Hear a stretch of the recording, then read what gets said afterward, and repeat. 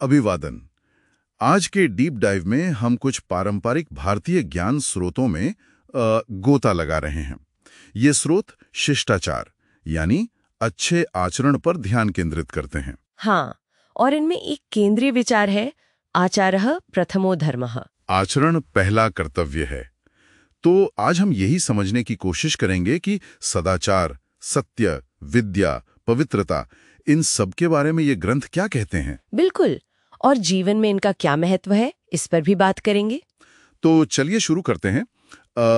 ये जो कहा गया है आचरण पहला धर्म है, ये काफी बड़ा दावा लगता है ना? इसे पहला क्यों माना गया? देखिए, इसकी जड़ बताई गई है जितेंद्रियता में। जितेंद्रियता मतलब अपनी इंद्रियों पर नियंत्रण रखना।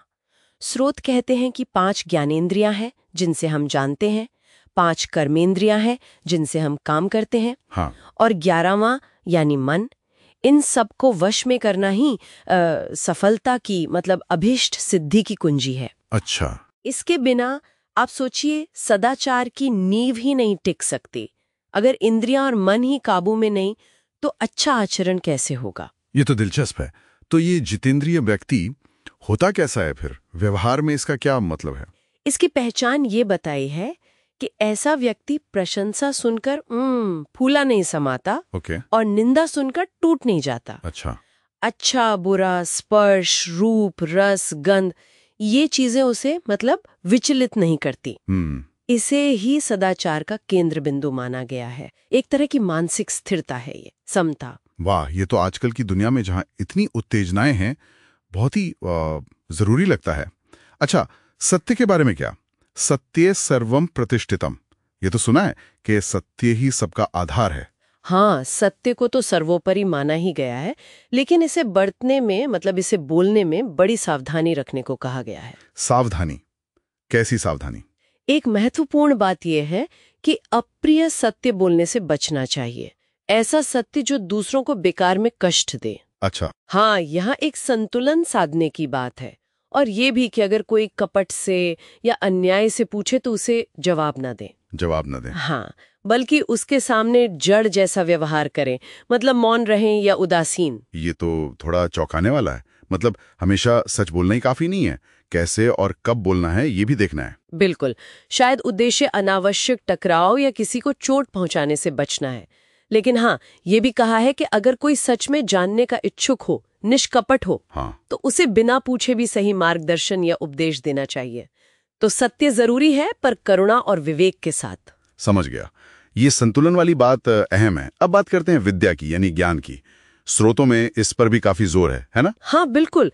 समाज में सम्मान के 5 आधार बताए गए हैं: धन, कुल यानी परिवार, अवस्था यानी उम्र, अच्छे कर्म और विद्या। 5 आधार? जी, लेकिन इन सब में विद्या को सबसे ऊंचा स्थान दिया गया है। विद्या सबसे ऊपर? हाँ, और स्रोत ये भी साफ करते हैं कि असली वृद्ध या बड़ा वो नहीं जिसकी उम्र ज्यादा हो या बाल सफेद हो। अच्छा, तो फिर कौन है? बल्कि वो है जो ज्ञान और विज्ञान में बड़ा हुआ है।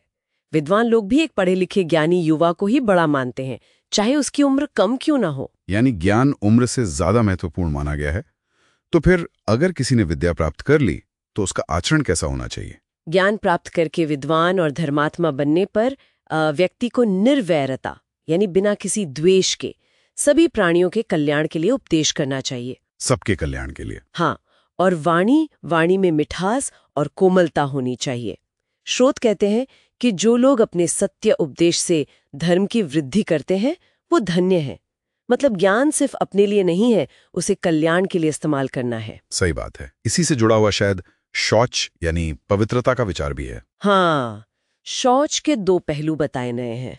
एक है बाहरी शौच, जैसे रोज नहाना, साफ कपड़े पहनना, भोजन पानी की शुद्धता, रहने की जगह साफ रखना। ठीक है। इससे आरोग्य मतलब स्वास्थ्य अच्छा रहता है और पुरुषार्थ यानी काम करने की क्षमता बढ़ती है। और दूसरा पहलू? दूसरा है आंतरिक शुद्धि, मन की पवित्रता, बुरे विचारों से दूरी। शौच का जो मूल अर्थ है वो है मलिनता और दुर्गंध को दूर करना, चाहे वो शरीर की हो या मन की। अच्छा, बाहरी और भीतरी दोनों तरह की सफाई। अब वापस शिष्टाचार पर आते हैं। इसका सामाजिक पहलू क्या है? समाज के लिए ये क्यों जरूरी है? देखिए, ये समाज में मधुरता और सुव्यवस्था के लिए अनिवार्य माना गया है। उपनिषद का एक बहुत प्रसिद्ध वाक्य है, मातृ देवो भव, पितृ देवो भव, आचार्य देवो भव, अतिथि देवो भव। हाँ, ये तो सुना है। इसका अर्थ है माता पिता गुरु यानी आचार्य और मेहमान यानी अतिथि, इनको देवता के समान समझो और इनकी सेवा करो। इसे देव पूजा के बराबर माना गया है। ये हमारे सामाजिक संबंधों की नींव है एक तरह से। और दूसरों की मदद करना, परोपकार के बारे में क्या कहा गया है? परोपकार को तो मनुष्य का मुख्य कर्तव्य बताया गया है। मुख्य कर्तव्य? जी हाँ, यानी ऐसे काम करना जिनसे जगत का, दुनिया का भला हो, और उन कामों से बचना जो हानिकारक हो।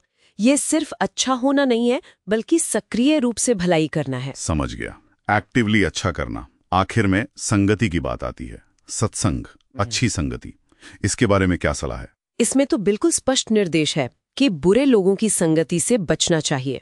जैसे नास्तिक हैं, लंपट यानी व्यभिचारी, धोखेबाज, झूठे, स्वार्थी, कपटी लोग।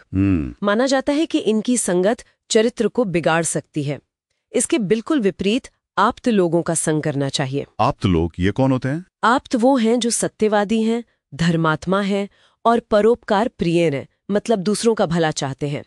ऐसे गुणी लोगों का साथ ही श्रेष्ठाचार यानी उत्तम आचरण कहलाता है। सीधी सी बात है, जैसी संगत वैसा असर।